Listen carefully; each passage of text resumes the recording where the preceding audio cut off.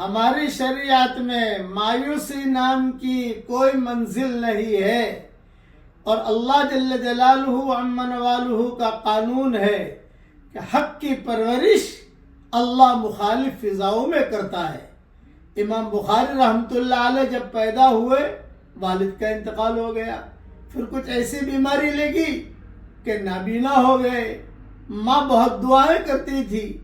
ایک مرتبہ رات کو خواب میں ماں نے دیکھا حضرت ابراہیم علیہ السلام کہہ رہے ہیں کہ اے محمد ابن اسماعیل کی والدہ، امام بخاری کا نام جو تھا محمد ابن اسماعیل تھا، اے محمد ابن اسماعیل کی والدہ، تیرے بیٹے کو اللہ تعالیٰ نے آنکھیں دے دی اور آنکھوں کی روشنی آ گئی۔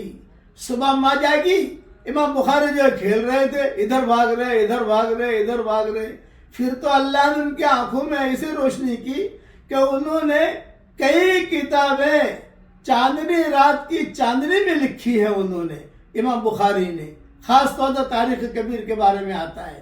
اس لیے مایوسی نام کی کوئی منزل نہیں ہے، اور ماں باپ کی دعائیں لیتے رہیے۔ جو آدمی اپنے ماں باپ کے لیے دعا کرے گا، چاہے ماں باپ زندہ ہو یا مر گئے ہوں، وہ آدمی کبھی بھی بدبخت نہیں ہو سکتا۔ بس ساری دلیلیں قرآن کی حدیث کی پہلے بیان کر چکا ہوں۔